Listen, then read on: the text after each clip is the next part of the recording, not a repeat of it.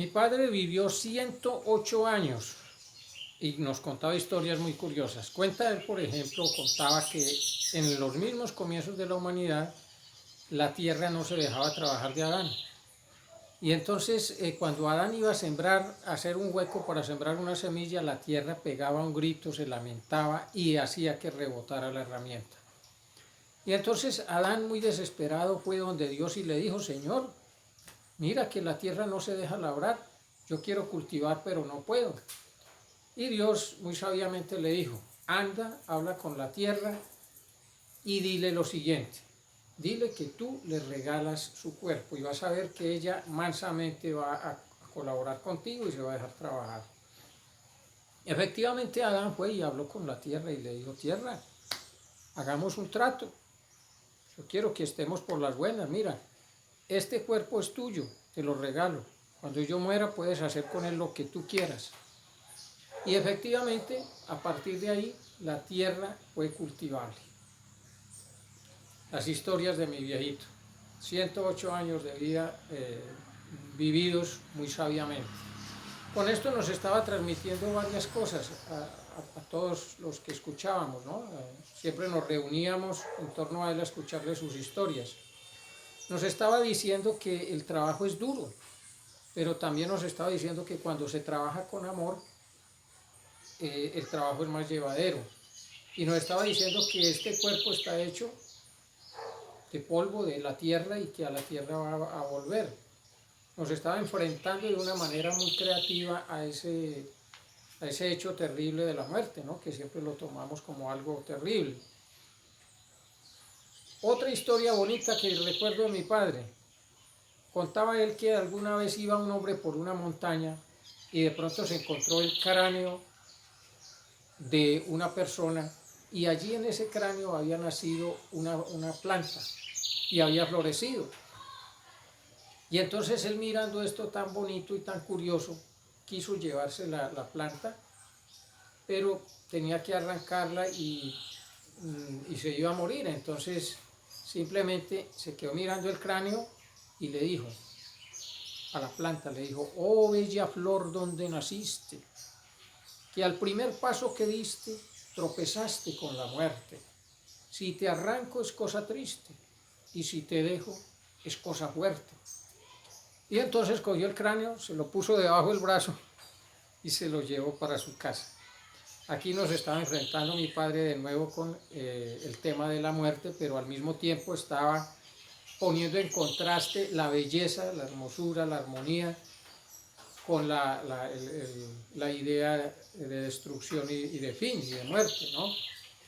Esto era una forma muy didáctica de transmitirnos conocimientos y ideas, ¿no? y de exaltar nuestra imaginación.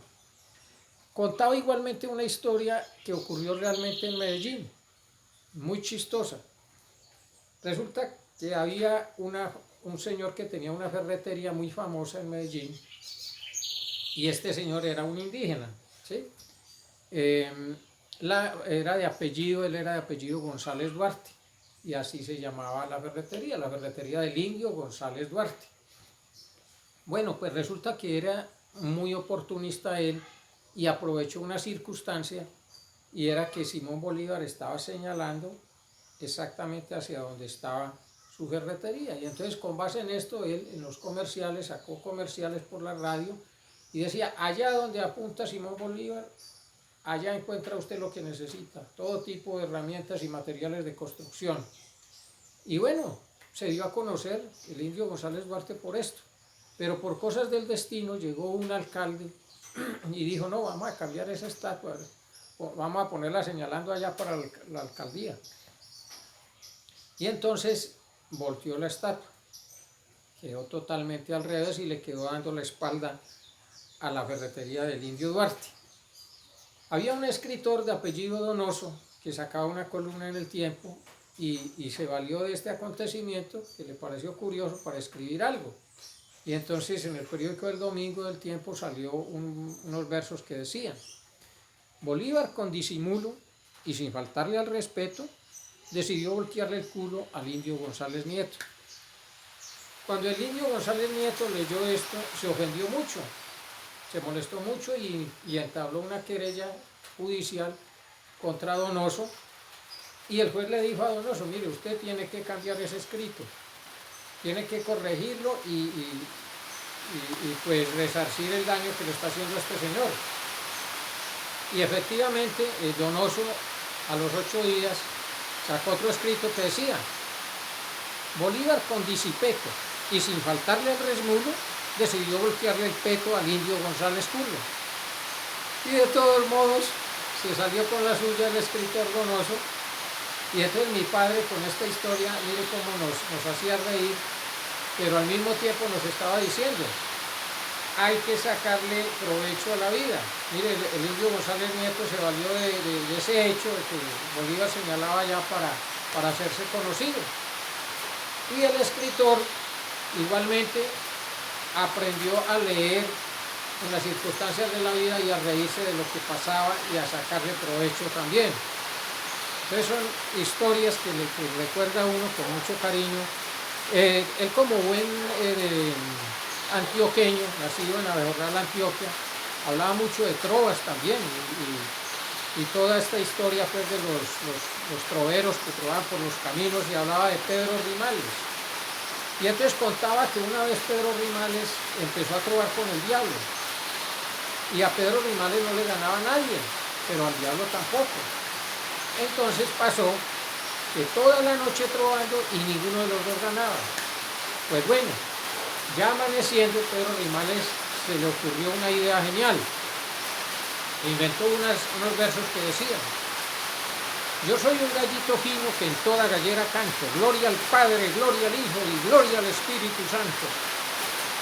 Y con eso el diablo se echó a perder y le ganó. Entonces mire cómo aquí está introduciendo mi padre la idea del mal, al diablo, pero al mismo tiempo lo está tomando de una forma humorística, de una forma graciosa, y todo eso en uno como niño dejaba una huella, ha dejado una huella muy bonita. Igualmente contaba desde el punto de vista histórico, real, que había un pueblito en Antioquia, no recuerdo si esto es en Antioquia o en Caldas o en Límites, se llamaba Armaviejo. Este pueblito fue hundido, decía él, por la maldición de un sacerdote, que fue despreciado por la comunidad, y él maldijo el pueblo y el pueblo se hundió. Pero además de eso contaba también que cuando pusieron el agua en Armaviejo, no era por tubería común y corriente, porque no la había en ese momento, sino que era utilizando la guadua. Y entonces un escritor, un poeta, escribió unos versos que decían: cuentan aquí en Armaviejo que echaron el agua a la plaza. Ño Víctor fue el que la echó. El agua es pura y cristalina y por tubos de guadua pasa. Él se puso a hacer la fila y no pudo salir con nada. Una canoa de guadua hizo que en la iglesia está guardada. Él es que es muy majadero, que pasa de pendejo. Qué buenas fiestas harán, dicen aquí en Armaviejo. Entonces mire usted cómo esta historia nos está diciendo que la comodidad de la que disfrutamos hoy día no siempre ha existido. Que antes todo era más tradicional, era más simple, y que todo ha tenido un proceso. Todo ha tenido un proceso y que las cosas no aparecieron de la nada. Igualmente nos está amistando e introduciendo al tema de la historia. Yo le cogí cariño a la historia por eso, porque mi padre de algún modo me transmitió el amor hacia el pasado. En muchas historias nos contaba mi padre. Él hablaba, por ejemplo, de brujas y duendes. Eso es un tema que para los niños es divertido. Hoy en día todavía lo explotan en la televisión y en los videos del internet, en YouTube. Ahí está Holly, por ejemplo, un programita para niños. Bueno, hablando de brujas, recuerdo que él nos contaba la historia de un sacerdote, o que estaba estudiando para sacerdote, y una noche se encontró a una chica en un camino. Y la muchacha le dijo: mire, yo voy para una fiesta, pero me da miedo ir sola, acompáñenme. Y él, muy interesado por una mujer tan hermosa, pues claro, obviamente la acompañó. Llegaron a una parte y la chica le dijo, aquí hay un caño de agua, hay que saltar, hay que pegar un saltito para pasar al otro lado. Y saltaron. Y cuando saltaron, él apareció en una fiesta, en una ciudad que él no conocía. Y allá bailaron y la pasaron rico. Y luego regresaron. El caso fue que al otro día, el Señor recordaba la historia, perdón, a los 15 días le llegó un paquete. Y este paquete era un hábito de sacerdote con todas las prendas que se lo enviaban desde España, de Zaragoza, España. Al parecer era una bruja que lo había transportado hasta España y le había regalado el hábito para hacerse sacerdote. Curiosísima la historia, uno escuchaba esto con los oídos muy atentos y igualmente nos hablaba de duendes y de personajes mitológicos, a Patasola, por ejemplo, la Madre Monte, una cantidad de historias que le dejan a uno como la inquietud por los temas esotéricos, por los temas ocultos. Contaba de un personaje real, el Doctor Lobo, que era una especie de santo que andaba por el campo, por las montañas, sacrificando su cuerpo, era como un faquir. Rezaba arrodillado en granos de maíz, por ejemplo, el Doctor Lobo, y decían que tenía el don de la ubicuidad. Él podía aparecer en varias partes al mismo tiempo y sanar pacientes a distancia. Y contaba mi padre que alguna vez lo iban persiguiendo para matarlo, algunas personas que por algún motivo querían hacerlo desaparecer, llegaron a una casita donde él se alojaba y encontraron un crucifijo acostado en una mesa y no lo encontraron ahí por ningún lado. Resulta que el crucifijo era el mismo Doctor Lobo. Esa era una historia muy bonita que nos introducía en el tema esotérico, nos contactaba con el tema de los santos y con lo paranormal. También recuerdo de mi padre una historia, una crónica que él contaba que le tocó vivir a los 7 años en Abejorral y fue la invasión de las langostas. Históricamente esto ocurrió, yo encontré la información después en un libro, tal como la contaba mi padre. Nubes inmensas por miles y miles y miles de langostas llegaban y oscurecían el día y caían sobre los cultivos y no quedaba nada, destruían absolutamente todo. Mi padre contaba eso con pelos y señales. Tremenda la situación, pero eso se vivió en la realidad en el año 1914. Bueno, el caso es que las historias de mi padre son múltiples y habría que dedicar mucho tiempo para contarlas todas.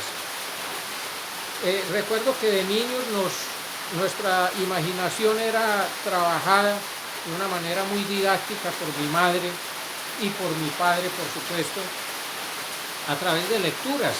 Nos leían, por ejemplo, El mártir del Gólgota, un libro hermosísimo sobre la vida de Jesucristo que narra acontecimientos que no nos los cuenta la Sagrada Escritura. Nos leían El Conde de Montecristo, una obra literaria de Alejandro Dumas, tremenda, truculenta y muy emocionante. El Conde de Montecristo, Las Mil y Una Noches, una historia maravillosa, hermosa, todas estas historias que cuentan Las Mil y Una Noches. Imagínese usted uno como niño con estas lecturas y con estos cuentos y todas estas historias, mejor dicho, lo pone a volar totalmente. Esto desarrolló en nosotros mucha inquietud y mucha creatividad lingüística también. Nos leían para exaltar la parte humorística Bertoldo, Bertoldino y Cacaseno, un libro que yo creo que ya no se consigue, pero era chistosísimo escucharlo. Bueno, en conclusión, quiero decir que mi padre vivió 108 años porque era una persona sumamente tranquila y calmada en todo momento. era la representación de la tranquilidad y la calma. Y era la representación del buen humor también, un buen humor sano, no como el humor que transmiten hoy en día los niños, que hace reír a costa del sufrimiento ajeno. No, era un humor muy sano. El trabajo y el ejercicio, otra clave para la salud, que nos enseñó nuestro padre, una persona dedicada al trabajo duro del campo. Hermoso el trabajo que él hacía, lo hacía con amor, lo hacía con cariño. Y el equilibrio en todo lo que él hacía. Esas son 4 claves fundamentales para una larga vida y para una salud perfecta. Sin más, me despido de ustedes. Suscríbase a mi canal si quiere escuchar otras historias y que le comparta algunas cosas. Y aquí debajo aparece el me gusta y hasta la próxima.